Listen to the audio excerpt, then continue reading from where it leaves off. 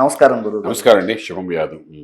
మీకు ముందుగా క్రోధినామ సంవత్సరం శుభాకాంక్షలు. సంతోషం అండి. అందరికీ కూడా ప్రేక్షకులందరూ కూడా రోజునామ సంవత్సర శుభాకాంక్షలు. ఈ తెలుగు నూతన సంవత్సరంలో ఎవరెవరికి ఎలాంటి లాభ నష్టాలు ఉన్నాయి, ఆదాయ వ్యయాలు ఎలా ఉన్నాయి, ఇలాంటి వివరాలన్నీ మా కోసం ఒకసారి చెప్పండి. తప్పకుండా అండి. సో ఇలా ఉంటే నెక్స్ట్ మనకు వచ్చేది కన్య. అది వ్యాపార లగ్నం అలా మనం అంటుంటాం.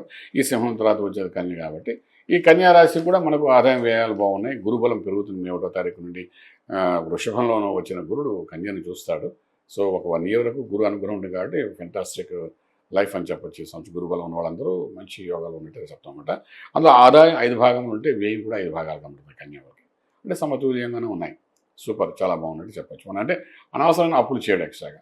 అలాగే రాజపూజ్యం కూడా 5 భాగాలు కనబడితే అవమానం 2 ఉన్నాయి. అంటే సొసైటీలో నేము, ఫేమ్, గౌరవం ఇవన్నీ బ్రహ్మాండం సంపాదించుకుంటారు. వీళ్ళు గత కొన్ని సంవత్సరాలుగా ఈ కన్యా రాశి వాళ్ళకి ఇబ్బందిగా ఉంది. ఈ సంవత్సరం మాత్రం ఫెంటాస్టిక్ ఉంది. Very good. విదేశాల్లో చదువుకోవడం వెళ్ళిన విద్యార్థులు ఉంటారు కదా, వాళ్ళకి ఉద్యోగాలు రావడం ఇవన్నీ జరుగుతాయి. విదేశాలకు వెళ్ళి సెటిల్ అవ్వాలనుకుంటారు ఉద్యోగరీత్యా, వాళ్ళు కూడా బాగానే ఉంటుంది.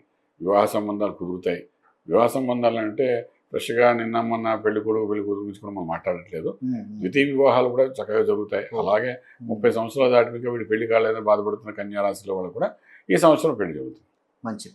అంటే ఓల్డ్ ఏజ్ అయిపోయింది, పెళ్లి అవుతుందా లేదా, బికాస్ ఆఫ్ భయాలు ఉన్నాయి. వాటి కూడా శుభకార్యాలు జరుగుతాయి. ఈసారి కన్యా రాశి వారికి ఈ సంవత్సరం పుష్కలంగా మంచి యోగాలు ఉందన్నమాట.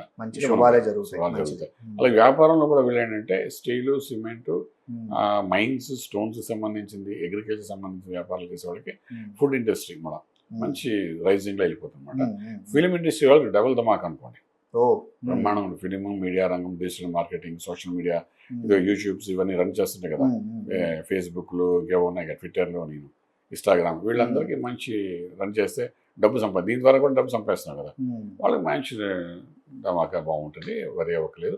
ఏదైనా వీళ్ళకి సంవత్సరం కంపేర్ టు లాస్ట్ 2-3 years నుండి కంటే ఈ సంవత్సరం చాలా బాగుంటుంది. మంచిది. కొత్త వ్యాపారాలు పెట్టుకోవచ్చు, కొత్త ఇది ఆరంభించవచ్చు. అమ్మవారి యొక్క మంత్రం వీళ్ళు మళ్ళీ చేసుకోవాల్సి వస్తుంది అనమాట. ఇదొకటి. ఇందాక మనం చెప్పడం మర్చిపోయిన కర్కాటకం వాళ్ళకి ధనిష్ట మనకు దక్షిణామూర్తి మంత్రం చదువుకుంటే బాగుంటుంది. దక్షిణామూర్తి. అలాగే సింహరాశి వాళ్ళు కూడా సూర్య ఆరాధన చేసుకుంటే బాగుంటుంది. అలాగే కన్య వారికి అమ్మవారి చండీ మంత్రాన్ని సాధన చేసుకుంటే మంచి ఎఫెక్టివ్గా పనిచేస్తుంది. అయితే వీరికి నష్టం లేదు కాబట్టి చేసుకుంటే ఉన్నదాన్ని మెయింటైన్ చేయడానికి అద్భుతంగా ఉంటుంది చెప్పడానికి అవకాశం ఉంది. ఈ కన్య అయిపోగానే మనకు కనబడేది ఏంటంటే తుల.